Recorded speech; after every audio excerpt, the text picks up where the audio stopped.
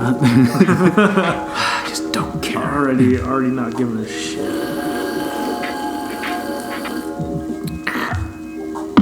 It's gross, man. It is, I know. I do it every time, though. It's better. I get better slurps with better vessels. And that's something you find. Good morning, ladies and gentlemen. That's right. This is another episode of Coffee and Contemplation. I'm your host, Old Heart. That's right. Fear me, fear none. I'm sitting down here with Lucas, my man. Go for it. We're doing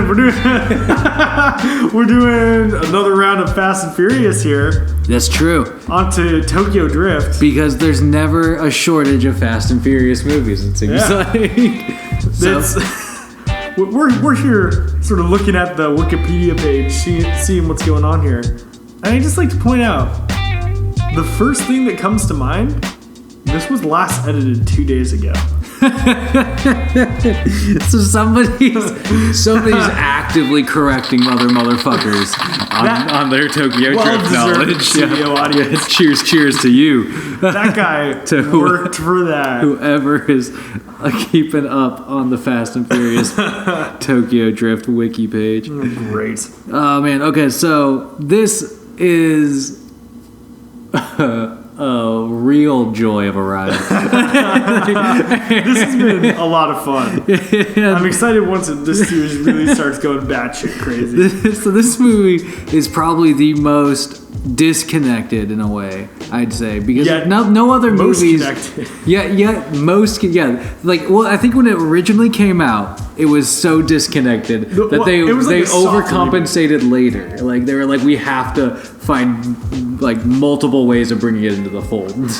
I mean, like I mentioned this in the previous one. It's a soft reboot at the start with a little cameo from Vin Diesel at the end. Oh yeah. Where he just shows up. Retconned later. He was not driving across Asia. Yeah. I love that line. Like, he's been winning races across Asia or whatever. When they bring that scene back later, that's cut out. Yeah. Also, half of Bow Wow's lines are cut out. Fucking Bow Wow. Bow Wow finally upgrades, but Bow Wow has a character in Tokyo Drift. What's his name? What's his actual name? Bow Rule? Bow Rule? He finally upgrades from Lil Bow Wow and just becomes Bow Wow here. But Twinkie is his character's name, and it's he happens to be the hustling friend of the main character, which is played by Lucas Black, and the main character's name is Sean Boswell, who is like a young hick, I guess. He's like young. He looks like he's fucking 30, and he's a super duper senior. We should probably point out that while we're recording this on this very audio-based medium, we're making a lot of hand quotes. Yeah. Like young man. Yeah. He's very obviously like 30. The dude has a face that looks like a catcher's mitt. All right, he's seen some shit. His dad was in World War II. All right, I'm gonna look up this dude's age. Like, watch. He's only gonna be like in real life. He's 29 or something like that. He just aged really badly. So Sean Boswell is a young man interested in street racing, according to the Wikipedia page. He's interested. He's thinking about street racing, but he hasn't fully committed yet. Yeah. But then he gets kicked the fuck out of America and immediately has to learn how to drift. That's the best part of this movie. I think there's so much to laugh at. Well, I don't want to cut you off. No, you're good. Just because we got to talk about that opening race scene. Ooh, boy. Really quick. The race scene at the beginning of the movie where Sean Boswell, where Lucas Black records or races the fucking kid from Home Improvement. And like he's like a jock, he's like a mean jock in this movie. That race was like, I've seen that same kind of race in like so many different, I don't know, the setup was just like a teen, it was like a girl throws her bra to start the race. Yeah, it was like the least street racing vibe that I've ever gotten from a street race. The dude is currently 37. The dude's 37. So he was like 25. Yeah, he's 25. He did age well. That dude's got. He did some crack. lotion your skin, man. You need some I don't moisturizer. know. Do something. You need to moisturize, bro. Okay. No, so he gets- okay, hold on. We got a couple characters Yeah, down. yeah. We got to talk about that. We got Lucas Black. We got Bow Wow. fucking Bow Wow. We got the other main character, the other important character in the movie, Han. He's fucking awesome. Han's like the coolest character throughout the entire series, probably. Which like the director of Tokyo Drift, he had a previous like sort of indie movie that was just it was a story about these Asian teenagers running around in LA in the 90s. Oh shit. There's this really cool supporting character named Han. Duh. And it's even Is it confirmed. Yeah, it's the same character.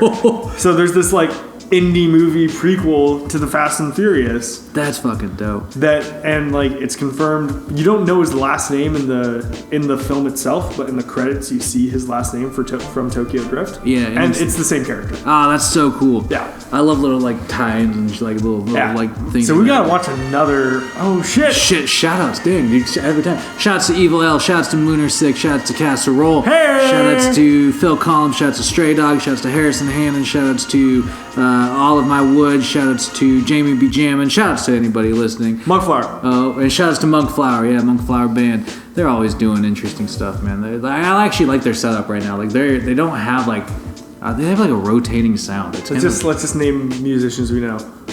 Spencer Still. Oh, it's shout Jennifer Schultz. Yeah, nah, we don't need Olympia musicians. You just do your 90% of them you don't need to know. But listen to Jenna Riffis. 90% of them you already know because they're your friends anyway. That's how the Olympia music scene works. Like Old Heart.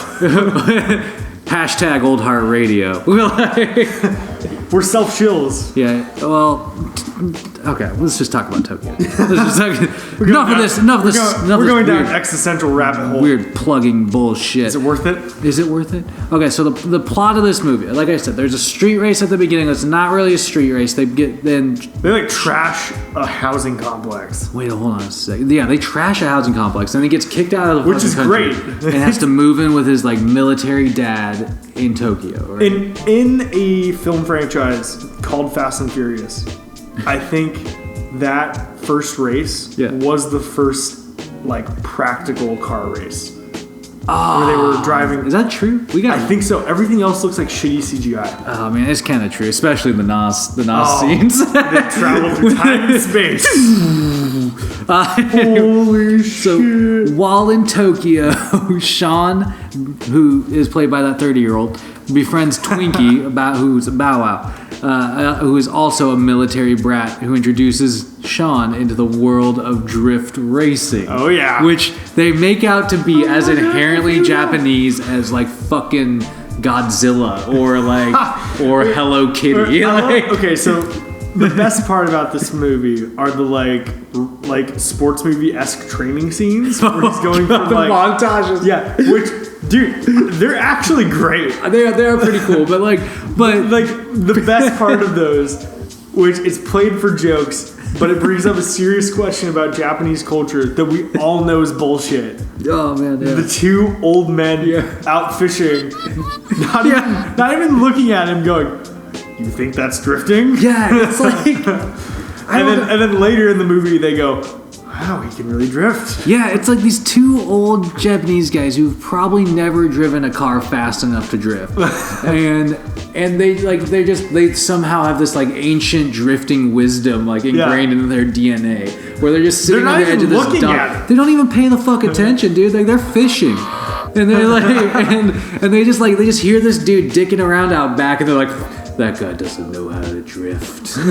I don't know. It's really worth weird. bringing up that the dude is like in the perfect place for him, because they bring up that like if you're going over a certain speed, cops in Tokyo will chase you. Oh yeah, because their cars won't be able to catch up. They're just like whatever. Which. Sorry to break it to anybody who thought the Crown Vic was a performance vehicle, but a Crown Vic can't keep up with any of the cars that were in any of the previous movies either. No, word.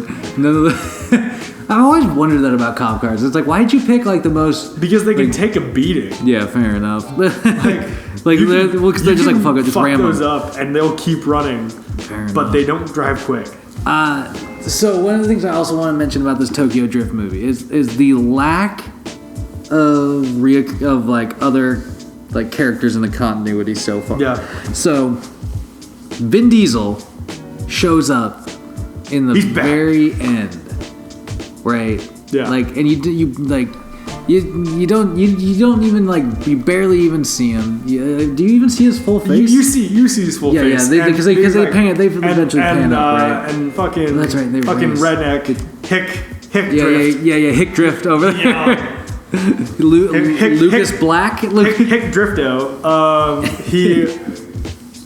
He looks over and goes, "Heard you know Han." Yeah. Diesel goes, "He was part of my crew." He was part of my crew. He's family. God, dude, and then they race, and that's the end. And it plays the song from Need for Speed.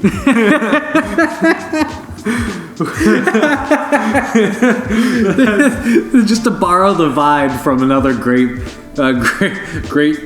street racing franchise. Like, God damn, dude. Like, it's also worth bringing up before we got some limited time here. We got to bring this up before we run out of time. The bad guy. Oh, DK. Yeah. There's not really much to say. He's like, he's got a good presence on screen. Yeah. The dude is intimidating. Yeah. And he's really pushing for Marvel to cast him as as Namor the Submariner. Shit, really? The dude's been going for it for a while. Dang. Like, actively on Twitter berating Kevin Feige. Like, yo. About being Namor the Submariner. Hit me up with that shit. I mean, fair enough. I'd see that. I'd be interested in that. I just, like, I mean, it was a very weak-ass villain, though. Like, that's the thing. Like, the villains get so...